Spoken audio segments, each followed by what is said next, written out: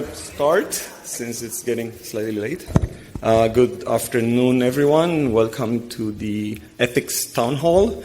We apologize for the technical delays. The entire setup decided to take a Brexit on us and also kick the North American laptops out. So we're going to do it the introductions without the slides, and then we're going to put the names back up, hopefully. We're the second restart. Third is a charm. So I'm Cosmin Munteanu. I'm University of Toronto, and I'll be moderating the panel. And we're going to do introductions and then kind of talk a little bit about format and what's going to happen. And we're just going to give you a hint. We're going to do serious participation in this one. We're really, really interested in hearing what you think. So we're going to use some slides just to tell you a little bit about what the committee does and then open it up for a lot of discussions. So we're going to go in no particular order, just... Hi, I'm Jenny Waycott from the University of Melbourne. I'm part of the Research Ethics, what do we call ourselves? The Research Ethics Committee. We all are. Yes, we're all part of the committee. And the reason I'm interested in research ethics in HCI is because the work I do looks at designing and using technology for older adults who are socially isolated or who are living in aged care. So I'm interested in ethics around HCI research in sensitive settings. I'm Casey Fiesler. I'm faculty at University of Colorado in Boulder, and I do a lot of work around research ethics for public data and social media. Amy Bruckman, Georgia Tech. What Casey said. Michael Muller, IBM Research. I guess I'm on the committee because I keep on insisting that ethics is plural. Hi, Chris Frauenberger, TU Wien, which is Vienna University of Technology. I'm on the committee because I care about ethics. I design technology with marginalized groups such as autistic children. And I guess I also I'm the only European on stage, am I? Yes, I think that's true. That's also why I'm on the committee, I think.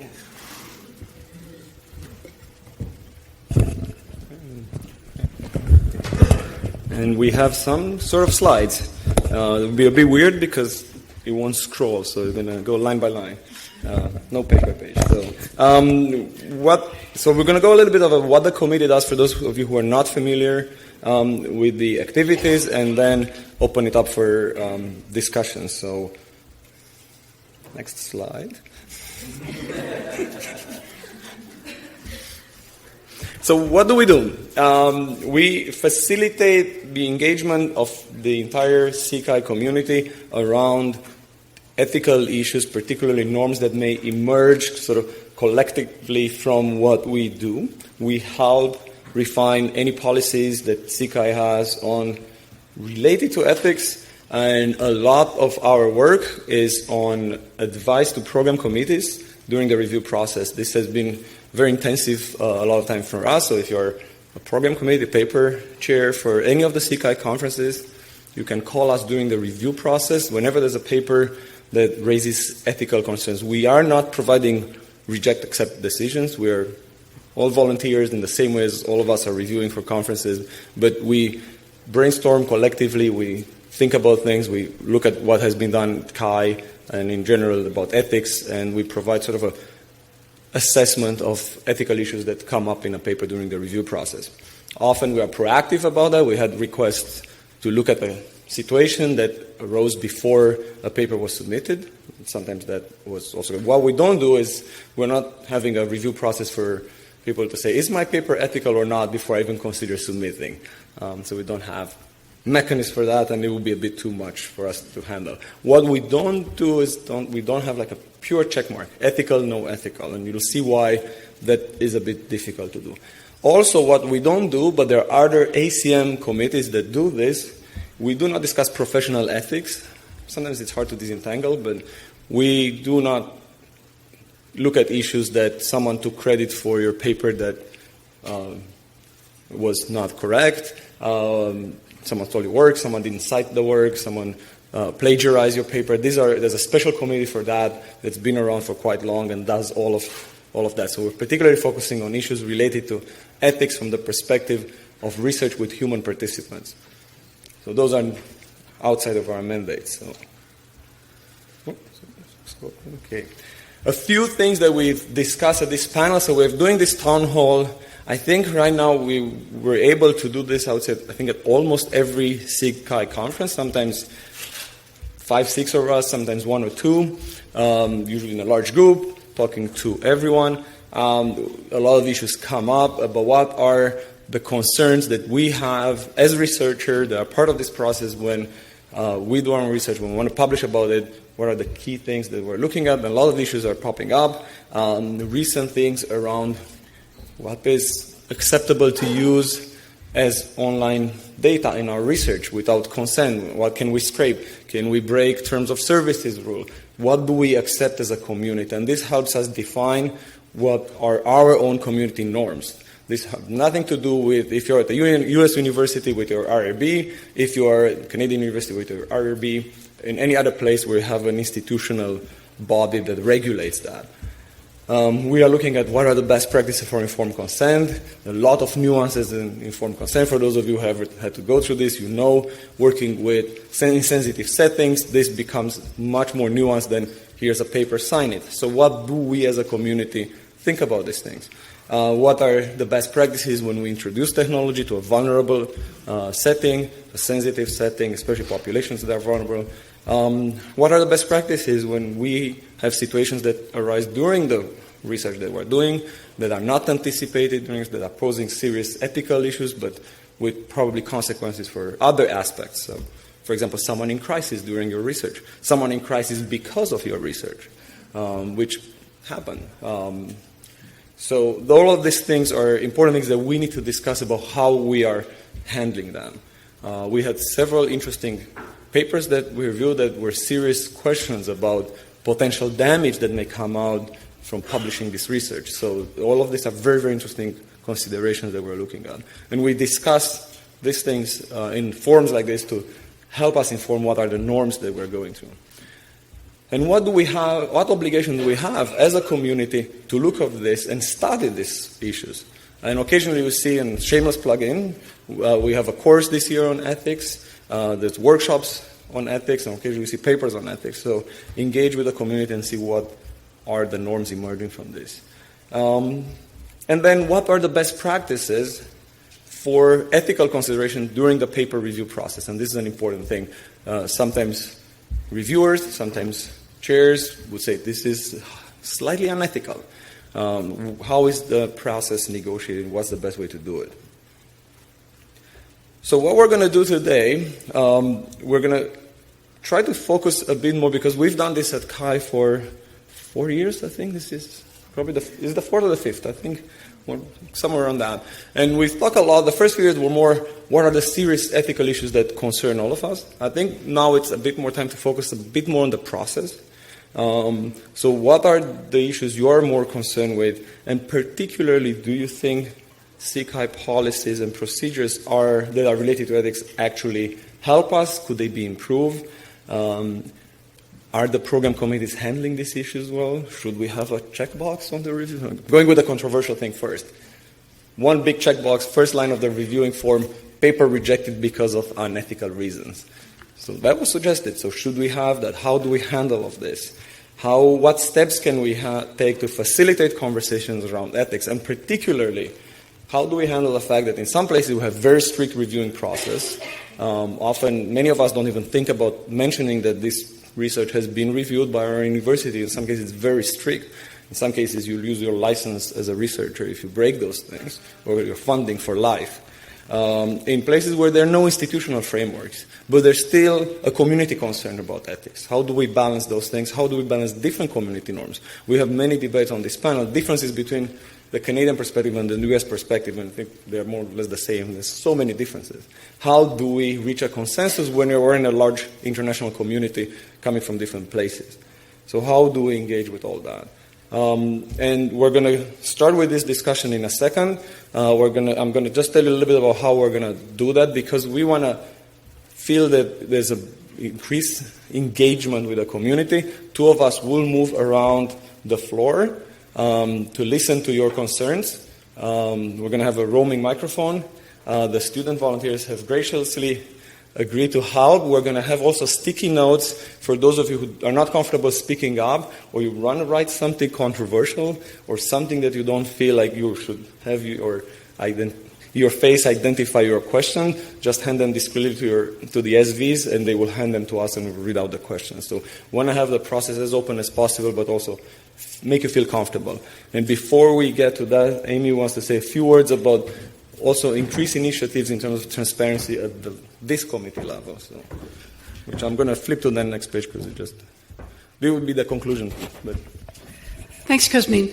I was the founding chair of this committee a number of years ago, and we had an election a few months ago, and I'm delighted to announce that Katie Shelton is the new chair of this committee. So congratulations to Katie. Katie could not be here because she is on maternity leave, but she asked me to convey to keep an eye out for the call for members of this committee will be coming soon. Katie is going to publish an open call for anyone who would like to volunteer to join this committee, and we're particularly hoping for as much geographic diversity as possible because ethical norms vary geographically. And believe me, when I was forming the committee in the past, I worked very hard to find people from diverse geographic areas, and it was hard. So we're hoping that when you see this call, you will respond and also forward it to interesting people who are interested in research ethics. Thank you, Amy. So we're going to now open it up for questions, discussions. We want to make sure that there's plenty of time to do that. So me and Chris are going to go on the floor so you can ask us directly questions, and the panel will step in with answers to your questions, answers to concerns. We're going to discuss things, and we are going to be on the floor facilitating that. And I think there's already questions, and I'm going to grab the roaming microphone. Oh, already done. Thank you. Sorry, was there already a hand? Oh, perfect. And if you could quickly say your name, if you're comfortable with this, and your affiliation. You don't need to. Hello, my name is Rua Williams. Maybe I shouldn't tell you where I'm from. I don't know. You'll find out. So one of my concerns is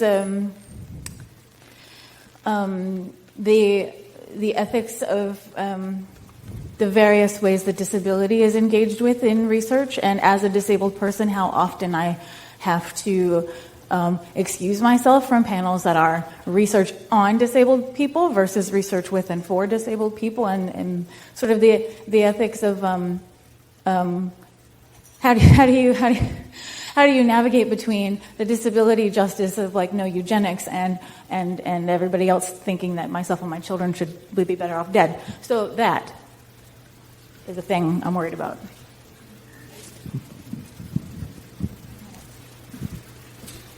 Deep breath being taken here.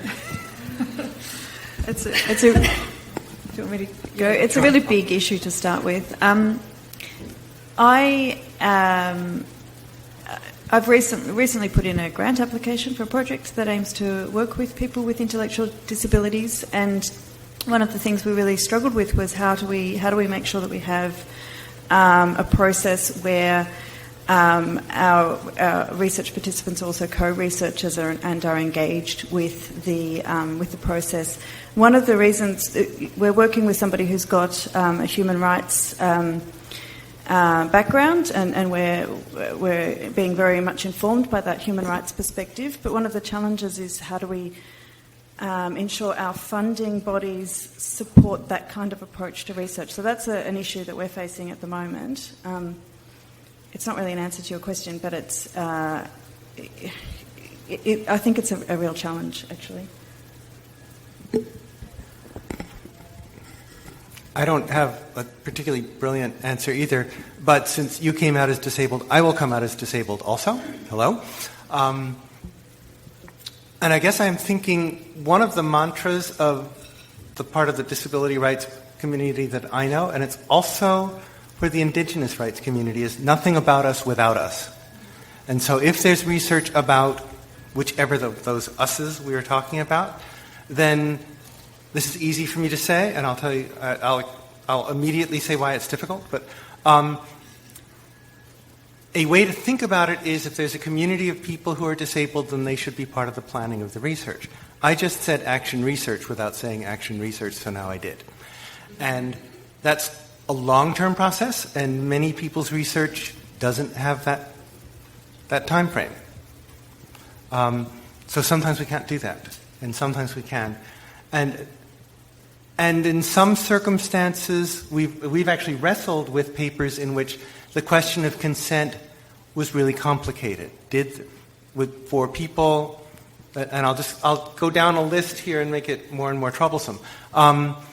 We ask for consent of people who participate in research. That's good. We ask for consent of people who have cognitive disabilities. And then we need to figure out if their consent is meaningful. Have we asked in a meaningful way? So that's criticizing or questioning both parties. Did we ask in a way that they understood? Were they able to answer? Or the person with a disability is a minor, and so someone else is giving consent on their behalf legally.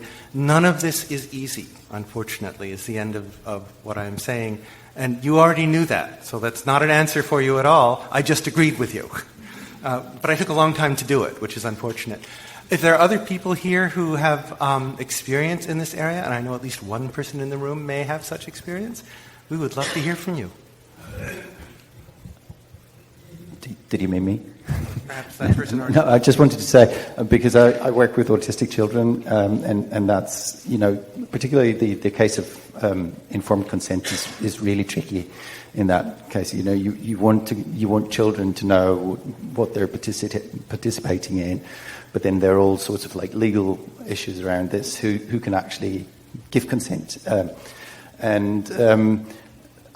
Beyond that, I think there's another element that I see, particularly in the UK, where a lot of autistic researchers come and participate in the research on something. And I think that's also something that we as a community need to kind of encourage and foster in terms of inviting researchers with disabilities into our projects and become part of it to kind of enrich in our view and kind of be a bit more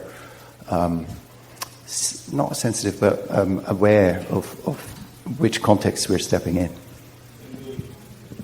The big question around the microphone, if you guys pass, is what can we do as a community when you have a piece of research that, say, has been approved by a university around these topics? Yeah. And then a reviewer says this is not ethical.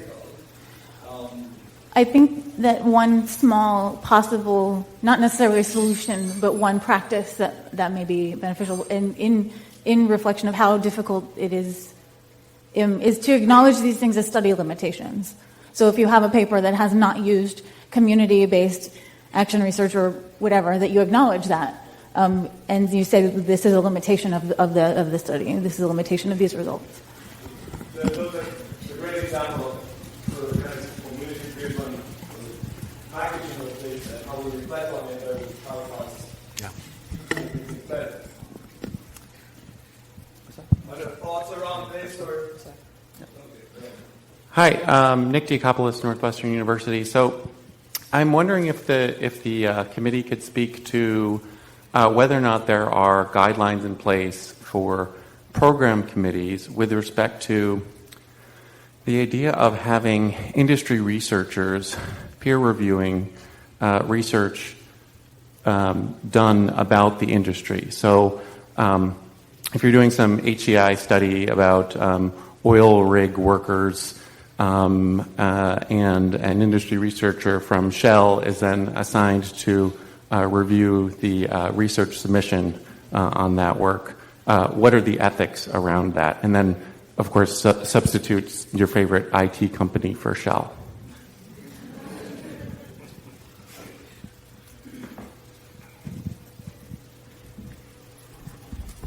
Nick, I think that's an excellent question, and the answer is that we have not yet evolved sufficiently strong social norms about how to deal with that. there is a view of the world in which someone from Shell is the best possible person. They really know this stuff, right? Assuming goodwill. And there's another view of the world in which, good grief, Shell doesn't allow internal Shell researchers to publish about Shell, and then someone outside Shell publishes about Shell, and you're going to let Shell review it? We were trying to get away from Shell telling us what we can and cannot say about Shell. So I think it's incredibly problematic. I can see why well-meaning people might assign someone from Shell to review that paper, but then again, what's the alternative? I mean, to say we have to have purely academic reviewers on papers that talk about industry in any fashion, that doesn't make sense either. So I think what we need is a strong conflict of interest policy for the reviewers regardless of their affiliation. And let's talk about what we do tell reviewers, which is, in part, if you have an employer in common with the source of this paper, you need to recuse yourself, but you can't tell because it's been anonymized. But you might be able to tell, in which case you should recuse yourself. We also tell reviewers, if you are uncomfortable about reviewing this for any reason, please recuse yourself. No one will ask. And so that's not is that a guideline? I think that's a guideline. I think it doesn't answer all of I'm saying what I said in the previous conversation. It doesn't answer all of what you said, but it's a partial answer. I think it's where we are, but other people please disagree. Well, the other thing I want to say is that we do not in SIGCHI do the kind of prevention of conflict of interest work that, say, the NSF does in reviewing grants, where with your grant you hand in a list of this is my advisor, these are my advisees, these are the people I've collaborated with in the last X years. There's a question in my mind about whether we should.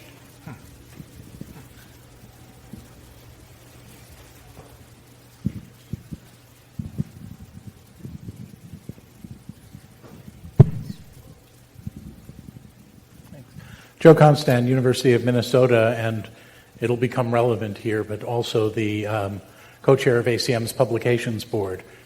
Given what's up here and the question about policies and procedures that could be improved, it worries me that so much of the discussion always talks about what should a program committee do when there is unethical work before it for review, because that's too late. And I think one of the challenges for this community is to establish, at the very least, the guidelines that represent our consensus, and if needed, the procedures if we feel that institutional review is not sufficient or effective, to give people the chance to do it right and get the feedback on what it's going to take to do it right before the harm happens, and not only to determine whether it shows up at CHI or goes to a different publication that doesn't have these processes and protections in place. And I know of examples from colleagues where papers have been rejected on ethical concerns that they still hold against the community because they went through rigorous review and feel like the time to do that is when you've planned the work, not afterwards to have somebody who didn't have that level of documentation second guess it based on 8 or 10 pages. But I think that a large part of what we need to talk about as a community is how do we promulgate what's good practice that we encourage, and how do we promulgate what's unacceptable that we're going to enforce something about. And the space in between is that uncomfortable area where you say, yeah, I wish you really had done this better, and it may be the place where we need open reviews, commentaries, other things to help people see that, yeah, this work was technically not wrong, but boy, it would have been a lot better if people had followed these approaches. I can provide two answers, short answers, and I'm going to let other people speak, because that's something that came up quite a lot. First of all, one solution that we've been trying to kind of engage with is more community engagement around the issues of ethics. Unfortunately, often we feel there's more we're pushing that, but there's nothing coming sort of back. One example is we've been trying to get a course on ethics at CHI for 3 years in a row. It was canceled every time for lack of interest. We had 3 registrants 2 years ago, and then 5 registrants last year. This year is the first time we're doing it. So that's one example. The other one is issues where universities are very involved in the ethical process. It goes to a panel with board members, very difficult research, and then someone from a completely different context rejects the paper, for example, for being unethical after being discussed in front of a 10-panel member that are experts in ethics. And how do you mitigate that, and can we reach that consensus where you're always going to have that tension? I think that's a bit more of an open question than an answer to what you said, and I'm going to pass it back to others. So I just wanted to say, didn't we also discuss once to kind of make cases available to kind of as a way of kind of as a community to discuss things like, and it's a real conundrum because that's so difficult. You know, there are ethical issues around making cases available in a way that are ethical. It's very difficult to kind of withhold the information that you need to withhold and still make the case relevant enough for people to kind of be able to discuss it. And even within our community, within our committee, we're kind of taking great care to kind of prepare cases so that nobody's conflicted, and whoever kind of has a look at it is able to do so within the full detail and doesn't know too much. So that's a really difficult tool, but of course it would be great to have. Right. I'll also add that it's very appealing to think that we could provide guidelines like you should do this and you should not do this. And that's very challenging in part because of contextual ethics and ethics that vary in different cultures, etc. These town hall meetings are one of our attempts to have public conversations in the attempt to create these community norms. However, the people in this room are probably not the ones who need to hear it the most. I mean, it's just the same issue with this course and with workshops, et cetera. It tends to be quite preaching to the choir. The other thing is that we very rarely, in my recollection, we don't tend to ever suggest that papers be rejected on ethical. I mean, we actually don't ever make that suggestion, but mostly it has to do with including ethical considerations in the paper, explaining your process, like explaining what's actually happening. So even if a paper comes to us after the fact during the review process, it's common that it's just an explanatory issue. We do also take people who want to ask us about study designs. This has happened maybe twice in the past 5 years. It's something that we do. And if everyone suddenly started asking us, it might be a problem. But I agree, it would be better to get that information early on. But it's really hard to create a checklist. And maybe we'll form some norms that are so solid that we could give something, but that's really difficult. I just want to say, there are 2 different components to this. One is the research ethics component. Are we conducting our research in an ethical fashion? And the different but complementary aspect of it is, are there implications to our research that are politically troubling? And to what extent are we responsible for anticipating those when the technology will eventually be out of our hands? I think we all have to face up to both of those in our advising and in our collaborating every day. This isn't something that a committee does. I think the question is, how do we raise awareness of everyone every day? One of the harder things I've had to do in recent years was to tell a colleague, I think there are ethical problems with your research. That I have done it. That is a very difficult conversation to have, but we all have to be willing to have those conversations.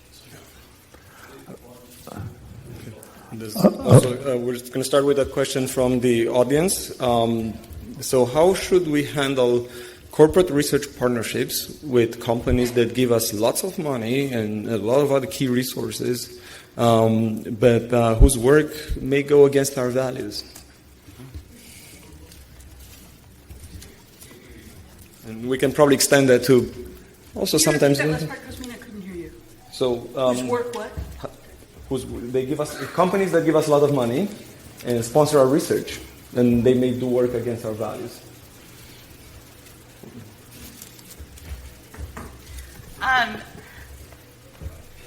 I would like to think that if a company has given you money to do research that you think is wrong in some way, that might be troubling. I mean, I would hope that the answer would then maybe, money is very appealing, obviously. I know that a lot of people have take issue with taking any corporate money at all. Though there's also something to be said that it's good to have researchers who might have a more objective perspective, who are able to have access to resources, data, etc. I think this is something that a lot of people are struggling with. I don't know that there's an ethical answer to this issue, but I think that it's something we should be talking about. Just to cause trouble, what if a government is willing to give you lots of money for something you don't agree with either? No government in particular on my mind. Actually, many, but I'm not going to go there. And I will extend that question to what if ACM gives you money. There was a petition that somehow got to me where it was a boycott ACM because of unethical. The people outside ACM who think ACM is a highly unethical organization for the work we do. Lots of signatures on that boycott. So. Yes, okay. I'd also like to address this other aspect of ethics having to do with wider impact. And we had an interesting discussion with Michael, actually, on the DIS, one of the DIS-PC subcommittees this year. Because in the call for papers for DIS 2019, it said that you're at least encouraged, I don't know if it was a requirement, but you were at least encouraged to write a section on wider impact. And then when we as a program committee started doing our reviews and meta-reviews, very few of the reviews actually sort of reacted to that at all. And it was not, and also it was not part of the form that we were supposed to fill in. So it never reached the form, which is, I guess, one of the reasons why people didn't sort of look, because they just followed sort of the instructions in the form.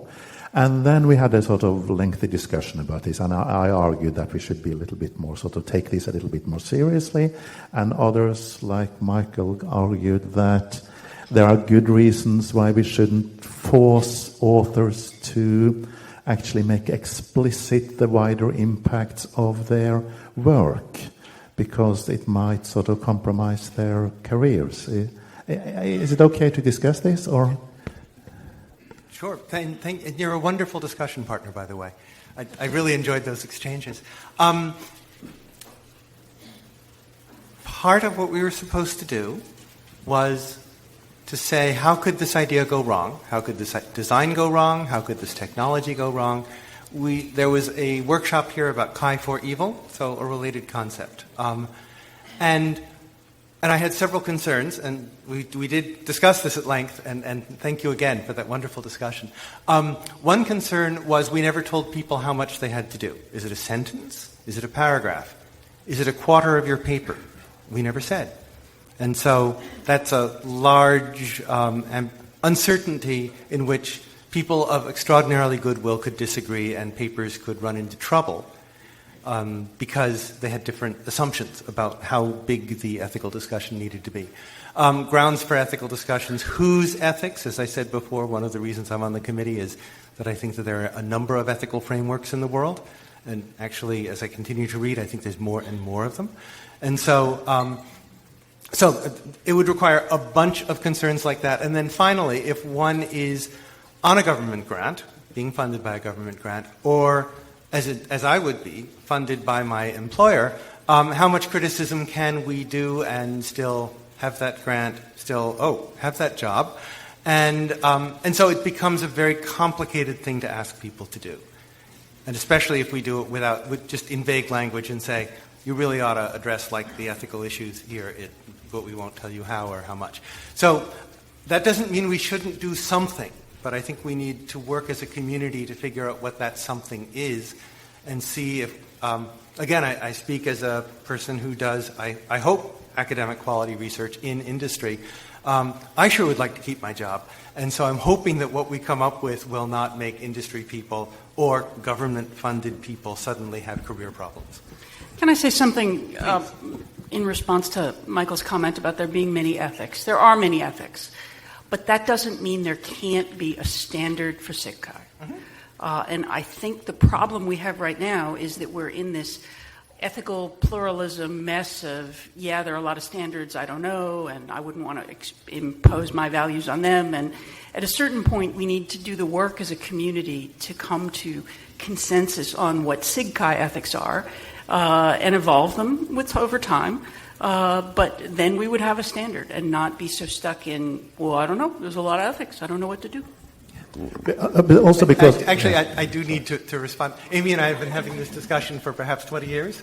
I think there's something that we can do between there is one way to be ethical and there are a zillion ways to be ethical. Pick the one that suits you this afternoon.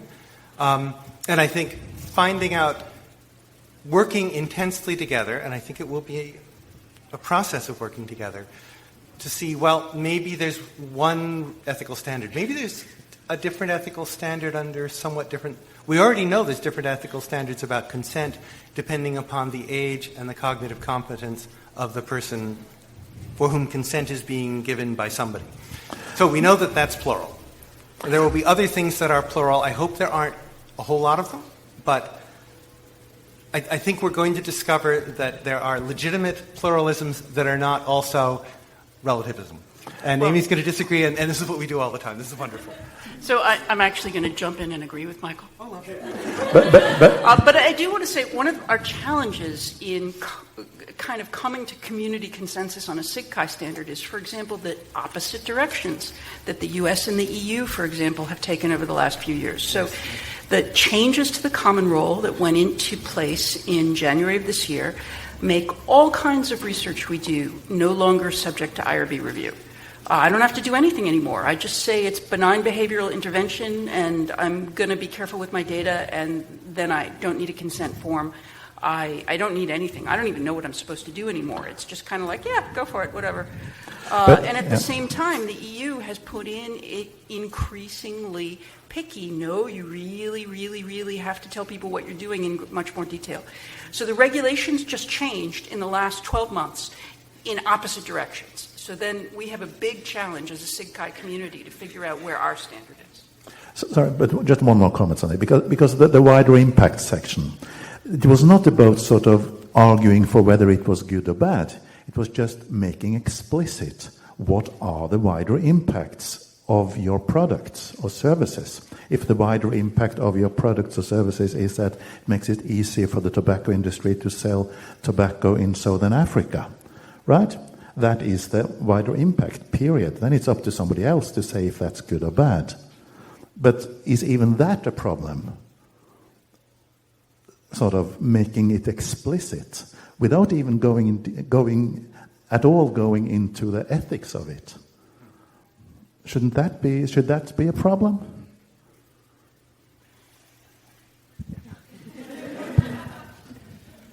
Maybe. Well, I'm sorry, that really was sort of addressed back into our conversation. People of goodwill can disagree, people of extraordinary goodwill can disagree about how deeply that topic is taken up, how broadly that topic is taken up, what constitutes an acceptably complete account of that. This is why we need to give people better advice than address the wider impact. And we can do that. We can do that in 2 years, maybe even in 1 year. We just need to give people that advice, and then we'll have a standard on which reviewers can review. We don't have that yet. I said standard, Amy. Can I just add to that sometimes the wider impacts are not very well known. Sometimes people won't have a really good knowledge, insight about what the wider impacts might be. Sometimes it can be fairly obvious that something bad could happen from this research, but sometimes it's a little bit more nuanced than that. I just want to remind people that a year ago at this panel, for those of you who weren't here, some members of the Future Computing Academy talked about their proposal that broader impacts should be part of all our publications. Mm-hmm. I think it's a really intriguing proposal. It has not moved forwards as far as I can tell. I think there's some complicated questions about how requiring those broader impacts to be in CHI publications would affect the review process. So if you say by the way, there are the following 18 dire potential consequences of my new invention, does that mean you get bonus points for being honest or negative points for making the world end? I don't know. So we have to understand how we would operationalize that if we were to actually do it. But I think it's a really intriguing suggestion. We have 3 questions, and before, while everyone else thinks about questions, I would also like to invite you to reflect, especially if you're coming from places, doing research in places where there's no institutional settings, for example, for ethics. What are your thoughts in this context? Let's keep talking about, should we have forms, should we have that? What are your thoughts about this project? We're heavily institutionalized, if I can say that. And we have 3, at least that's what 3 hands, so we're going to go 1, 2, and 3 at the back, and then. Hi, Alyssa Antle from Simon Fraser. So I work with vulnerable children in Asia and in developing countries, and so I've had head-on collision with some of these topics. And I'm also a key member of the IDC community. So I know in IDC, when you submit a paper, you have to submit some information about how your participants were recruited, et cetera. And I just wanted to know a bit more along these lines, what the background was at CHI, if we've ever looked at, and you started to talk about this and mention this, but have we looked at formalizing that as part of a submission, not in the paper itself, but in little boxes, maybe, CHI for evil implications, how this was alignment with my IRB or not, and then ethical implications and amelioration. And these things are not to police in any way or to say yes or no, but to start educating our community that these things actually need to be things one thinks about. So then all of the reviewers are starting to see these things. And at first I can imagine it would be a bit chaotic. But I just wonder if there's been any discussion around kind of a bottoms-up, emergent. Oh, there has been. Yeah. So this committee had a written proposal to do that a number of years ago, and we got screamed at by people who said, well, there is no IRB in my country, and even just adding a box to the PCS review form, has this undergone formal ethics review in any form, makes me feel like I'm at a disadvantage because there is no such thing. We said back, well, there isn't in your country, so we're not mad at you. And there was a lot of pushback, and the idea was killed for that reason. Just to add to Alice, this is comment in IDC. We've solved this problem. Well, we've not solved this problem, but we addressed this problem by asking people to take a stance, right? And you have to kind of add 1 paragraph about your stance on how you included children in your research, and we were, explicitly not asking about formal ethics review because, at least in my country, there is no such thing. But I think it's, at least in IDC, in that community, we were of the opinion that it's fair enough so that everybody at least gives that a paragraph worth of thought. Thank you. I'm going to stand up so you can all see me, and I'm going to talk this way if you don't mind, so I don't want to have my back to everyone. Anyway, my name is Karen Fisher. I'm a professor at the University of Washington, and I'm also a design ethnographer. I work for UNHCR Jordan in the Middle East, and for the past 5 years I've been embedded at UNHCR SIGCHI camp, so I work with Syrian refugees with the Syrian war. And I would really, really welcome, what I like about the CHI papers, now you can have more than 10 pages, you can write extra for your references, and I would really welcome being able to have a page to write about ethics and positionality. Because I learned to know quite a long time ago that IRB just does not work for me. I have a golden rule of people first, data second. And when you're working with Syrians, with refugees, you have to go with an open heart.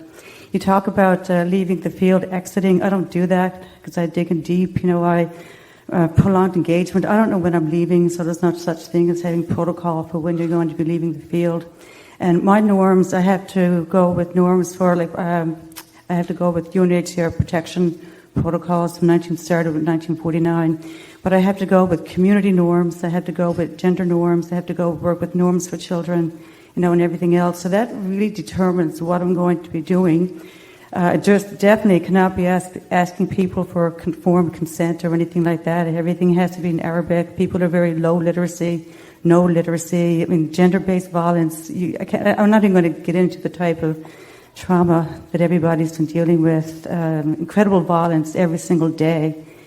Big implications for the people I work with, for their families, what could happen to them, based on the work that we're doing all the time.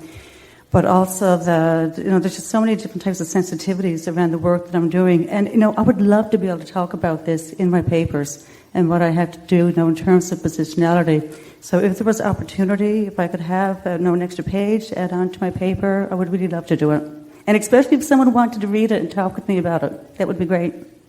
So in my opinion, CHI should do away with page limits. However, that is a constraint and it's a problem, but I would still encourage people to please write about your ethical considerations in your methods section.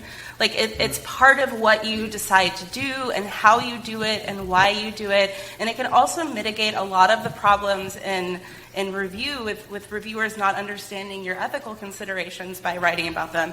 And I know this is challenging because we all might, but I think that papers can, fill or shrink to fit available space.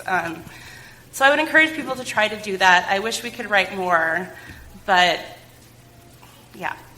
Can I add to that too, that I think this topic, reflecting on the way you go about your research, it deserves also its own paper. So as well as having opportunities to put some of this reflection in our methods section, I think it's really valuable to write papers that are reflective like this, and I certainly have found it valuable both for my own writing but also reading other people's reflections on how they go about doing their work ethically. Ron Becker, University of Toronto. First, I just want to point out that we have flip-flopped back and forth throughout this discussion between what I assumed was the real purpose of the discussion in the committee, which is research ethics, preserving the dignity and rights and welfare of participants, and the ethics of research. Are we doing work that is good in some sense and not evil or harmful in some sense? There's nothing wrong with that, but I think we need to keep that in mind. The other thing I want to mention is that so far we haven't mentioned one of the key stakeholders in all this, which is the graduate students doing the research. We've spent a lot of time talking about how ethical considerations affect how you write a paper and whether it'll be submitted or not and whether it'll be rejected unreasonably or not. But a problem that I found over the last 15 years doing research with seniors in a computer science department is the increasing difficulty my students had, particularly those in a master's program that was allegedly supposed to be 17 months, of how they could do their coursework in a rhythm, in pace with all their peers who were doing theory or whatever, and still endure the 1 month to 1 year delay to get ethics approval, depending upon which board you were submitting it to, whether you were working with a senior's home or a hospital. In the case of a hospital, which form they were using, whether in fact you had to get ethics approval both at the hospital and at the university, what was the rhythm of their review process, and how long did it take to turn things around.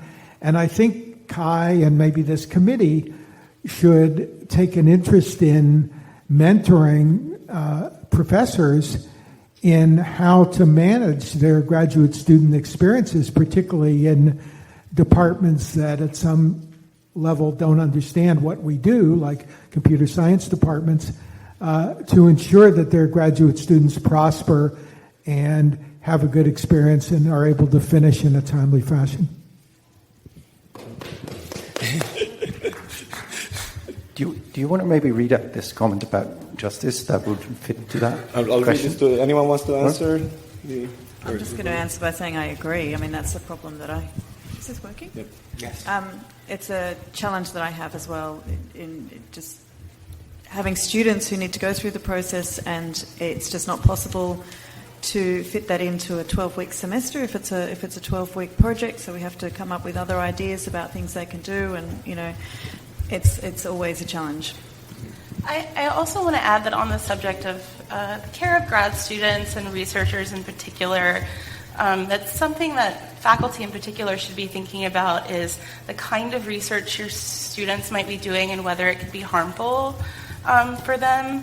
A lot of people work with very sensitive topics, very difficult topics. It can be a good idea maybe to make sure that a student has access to a therapist if they're doing very difficult work, for example, and just to be careful for that, because not everyone might feel comfortable speaking up if their research is even harming them.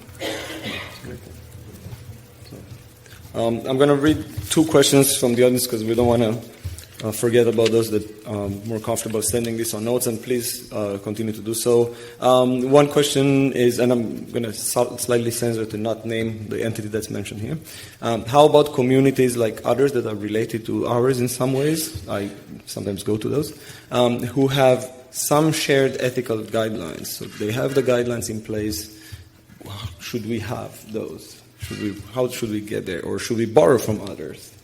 I have an answer for that, but I'll open up to the others.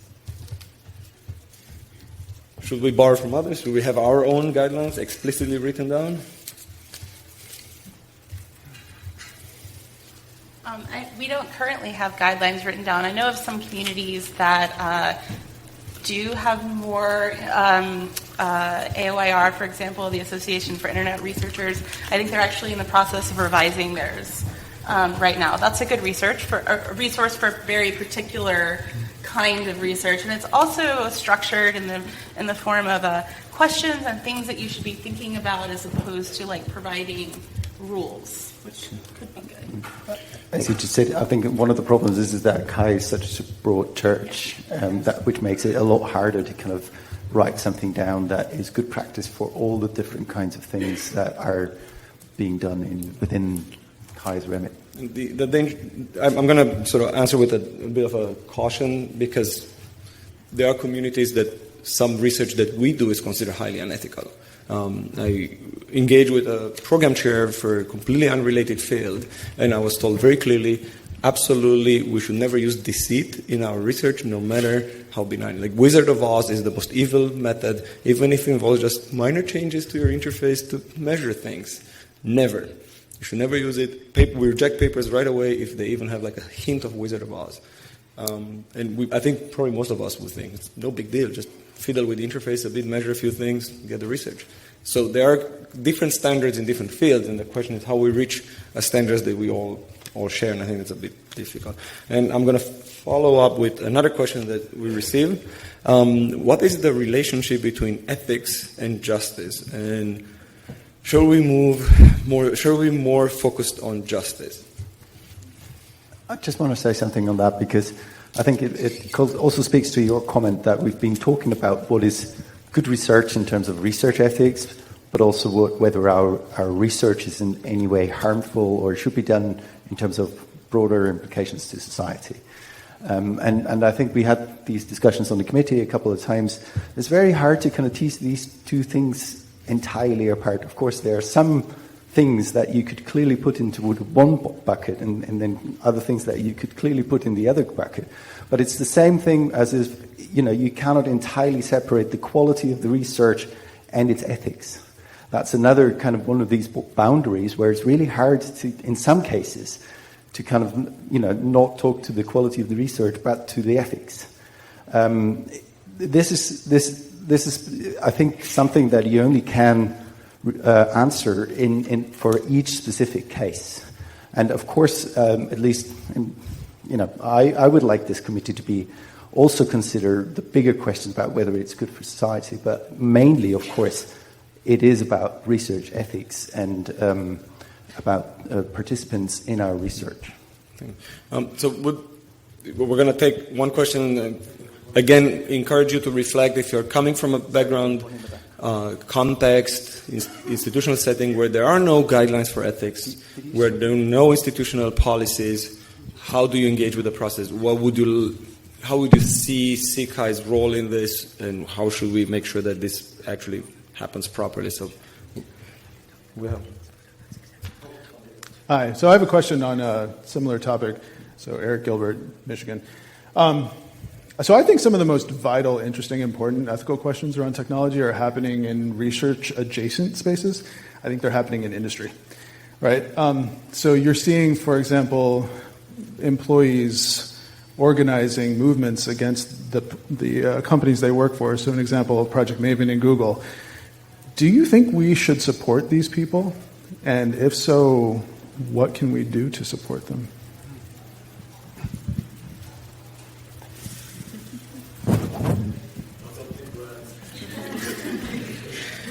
Well, since I work for industry, officially, as an IBMer, I of course have no opinion. I think the sense of research ethics that we've been discussing here, and I hope you'll disagree with me, would say that's not in our remit. Just as there are political aspects of ethics, those are also not in our remit. I could say things about the Trump administration, but I should not. And so I don't know if that's what we should be doing. Somebody tell me that I'm wrong and that we should jump into the fray, please. I think it's an interesting research project, and let's talk about it later. Let's go do it. Okay. No, I mean, yeah, well, there's a question of to what extent anyone outside can help. Those voices have strength because they come from inside. So then the question is, and there are a number of websites which, isn't there a glass ceiling website? There's some transparency, Glassdoor, the websites that try and create more transparency for industry workers. And I think those designs are very delicate, but interesting. Mm-hmm. Oh, yes. I also think this is something that we should be thinking about when we're teaching, especially ethics. I mean, the issue is okay, so we teach our students all about ethics, and they're super ethical, and then they go out and get a job, and what are they supposed to do? And I asked a lot of people this, and I'm like, I don't know. And so, I think this is part of the conversation, and it's something that we should be talking about a lot. I don't think it's the job of this committee, though a question of whether it's a job for ACM is kind of interesting. I don't think we're the ones to answer that, though. Yeah, I'm sorry. I meant for this committee. I think it's beyond our remit. I would love to engage on that topic, and I might even like to take action on that topic, but not as a member of the committee. Hi. My name is Omar Light, and I'm an undergraduate researcher at Bucknell University. So my question is, so when doing research with marginalized or vulnerable populations, researchers often come across unexpected situations where where they're not trained or even qualified to respond. This may cause harm to the participants or the researchers themselves. So what should researchers do about this? Should a constantly evolving ethical guideline be implemented, or should they get formal training before going to do this research? Plan. Thank you. They should plan. Yeah. So one of the things we've worked hard on with our grad students who are working with delicate topics and vulnerable populations is to do our best to anticipate things that might come up. And to, for example, in a project we were doing years ago about cyberbullying, we had a written plan for if you think someone we're interacting with in any capacity might be suicidal, here is what you do. What you don't want is to be caught in the moment and not know what to do. So I think you have to plan for those situations to the extent that you can reasonably anticipate them. I think working closely with organisations who have that professional capacity to provide the support is also important. So in my work with older people who are socially isolated, so it's not the age but the social isolation that makes them marginalised. we worked closely with care providers that they were already familiar with, and that enabled us to feel a bit better about any issues that arose, that we felt like our participants were being supported by their carers. And that's also a shameless plug again for, we do workshops at CHI where we discuss these things, we debate these things, we do courses, so keeping engaged with this community in that way, it's also great source of sort of learning of resources, but also sharing back some of the experiences and interesting case study that someone may run into. And maybe also what you can do is kind of keep an open channel to your supervisor. I think make this a topic of your, I don't know, weekly, bi-weekly, or however often you can meet your supervisor meeting, because I think this is sometimes, you know, Amy, you spoke to a sudden kind of crisis that you're not prepared for, but a lot of these things are also things are cumulative in a way that they build up over months, and there's a certain breaking point, and you don't want to get to that breaking point. You want to talk about this is difficult for me, and if you so make sure that your relationship to your supervisor is of the kind that you can talk about these things. And of course that's a little bit idealized, but maybe this is also, speaking to all of our supervisors to kind of be mindful of that this is also a need of whoever we are supervising to kind of be able to tell us that they're actually finding the current work difficult for these reasons. Sorry. So since the Association of Internet Researchers came up, I'm going to try to encourage the committee to consider, in fact, creating some sort of document, guidelines, something, right? When AOIR put its ethical guidelines, when that process started 20 years ago, and it's now on version 3.0 in October, there was about a year of discussing what do you call this? Because everybody felt that it needed to be in some way codified, but not law, nor policy, nor those other sort of more legalistic terms.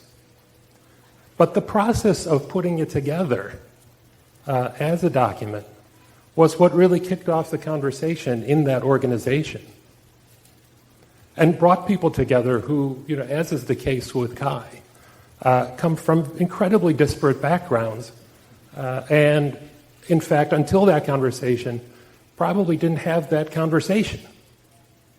So sort of as a now, hopefully it won't be just a conversation that will come out of it, but that process in and of itself was incredibly worthwhile. And it was one that was engaged not just at meetings, but online and in other venues and in sub-meetings at other organizations' conferences. So, I hear some reticence about coming up with something. But I agree with you. I was on the committee that wrote the AOIR policy version 1. The first version was really lame. If the problem is if it's all mamby-pamby, well, some people say this and other people say this, but it's nice to see that I believe it's gotten better over time, and I agree with you, the process is as critical as the product. This is a big undertaking. If ACM wants to do this, then we need to establish a new committee and have a worked out process for drafts and revisions and rounds of public feedback, just the way that the new ACM Code of Conduct had that elaborate process over a period of multiple years. I think it's possible. I think we need to invest in it if we're going to do it. One comment to that, and it's been and I teach a lot of ethics. I do research on ethics. So one of the issues we have, for example, in Canada, the Canadian guidelines, it's more than 200 pages long. Students don't have to read it all. They have to take sometimes an exam on it, but it's 200 pages long. I know it all in and out with sub-chapters because I research it. And a few things that people don't know, for example, is like some challenges that we have in interpreting the same thing. Research without consent. And if it's written down explicitly, for example, in the Canadian guideline, half a page describing how to do research with consent, 10 pages about how to do research without consent. Smoking a pipe together is consent.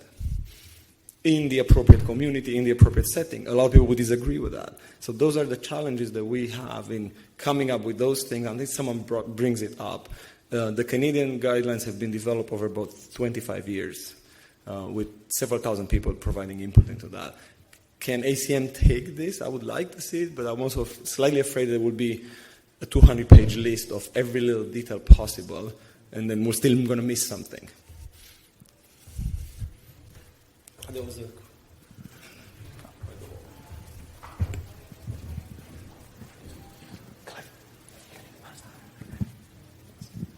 Hi, Alice Lovett, Facebook. Michael brought up an interesting kind of area of thought on what exactly the remit of the committee is. And so I'm wondering, individually, is there something that is within the remit that you think the committee currently isn't working too much on, that you think the committee should, that could potentially also seed thoughts and conversations amongst all of us once we leave this room?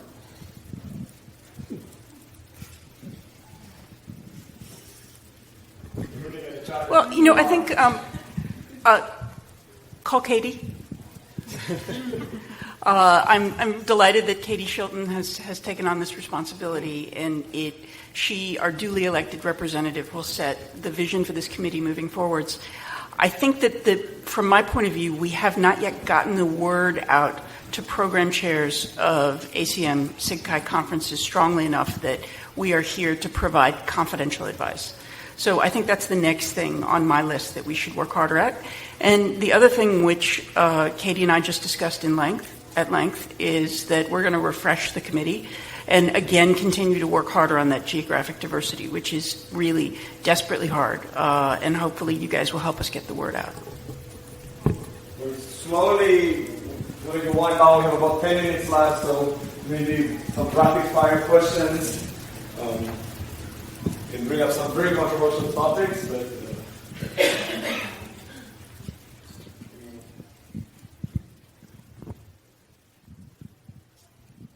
So Martin Ranser from Linköping University.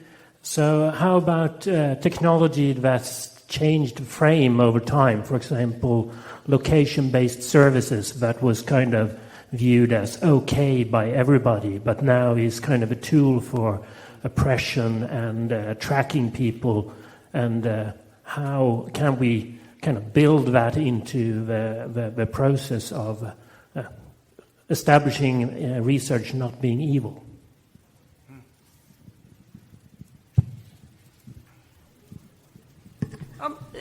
This is the question of our time. I used to think I knew how I felt about computer vision, that it was a tool that would cause oppression in non-democratic regimes, and therefore I was disgusted that my colleagues work on it. And then we had a blind student in my class who said, if I could get face recognition that really worked, it would transform my life. And I have not known what to think since.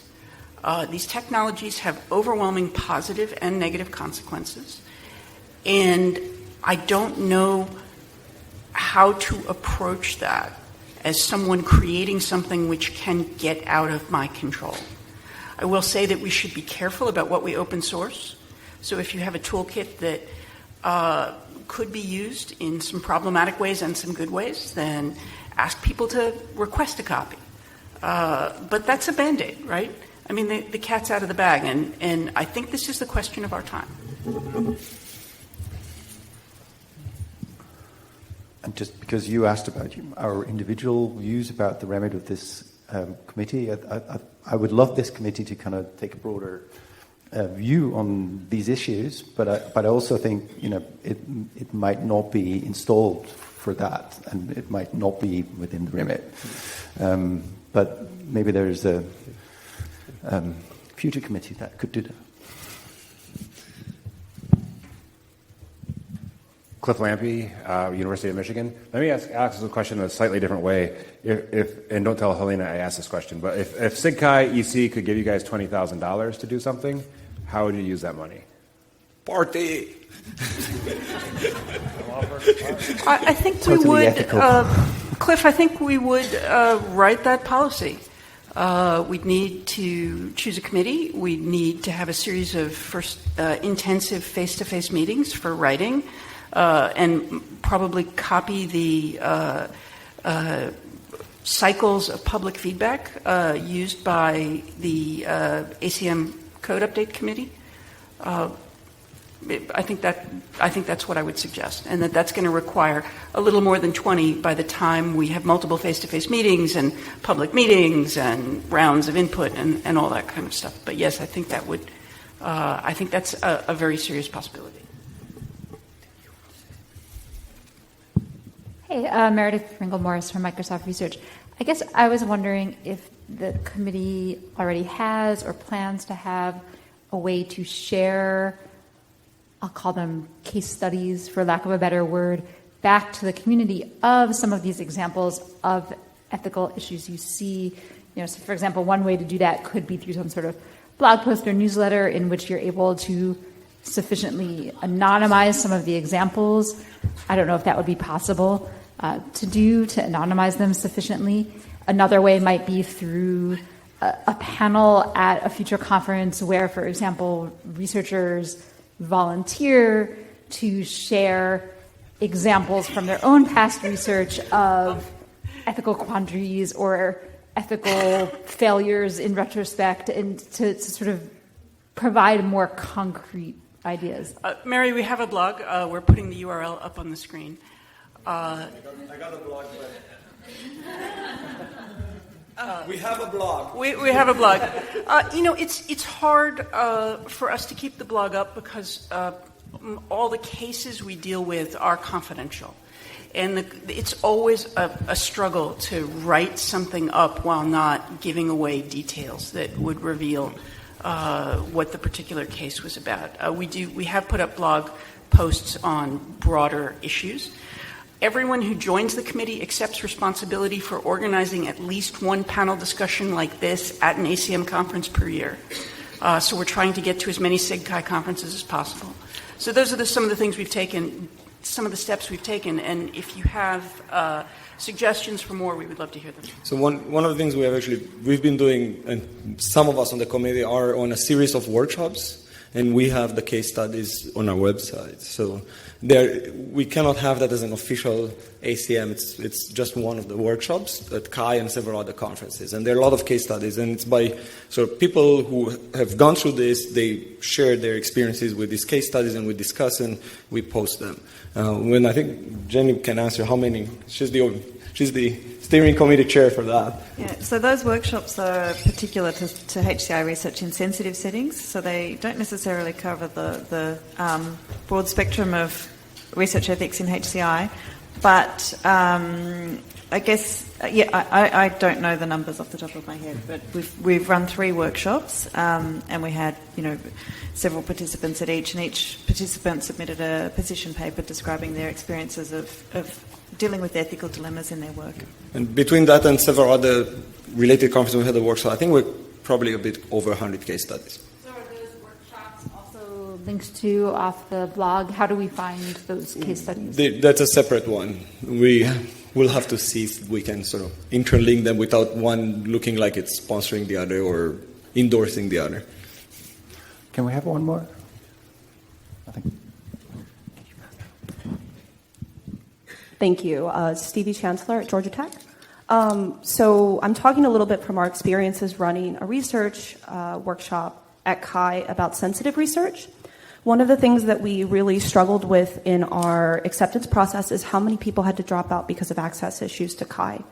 I think that the SIGCHI Research Ethics Town Hall is a fantastic way for us to get together as a community, and CSCW, DIS, panel workshops across the community are really important for raising this issue at a conference level, but I worry people who aren't in this room, who can't make it to the conference for whatever reason, or who aren't necessarily interested in ethics now are not hearing the things that all of us in the room are talking about and caring about. And so one of the things I wanted to ask the panel is how can we as a community come up with ways that we disseminate these ideas better and that we can facilitate a broader conversation for people about research ethics at CHI. Please bring that question to the CHI 2030 booth in the main exhibit space beginning this evening.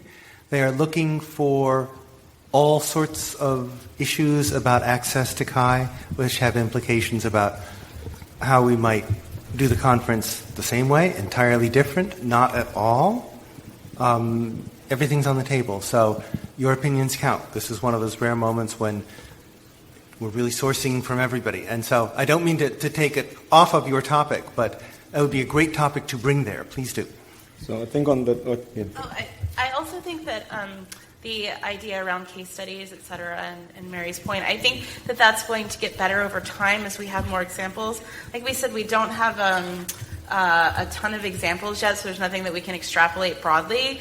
But being able to put resources like that online will help part of that problem, which is people that can't come to CHI. What it won't help is the people who don't care about ethics, which is like the people who are not in this room because they don't want to be here, and they're probably not going to read a blog either.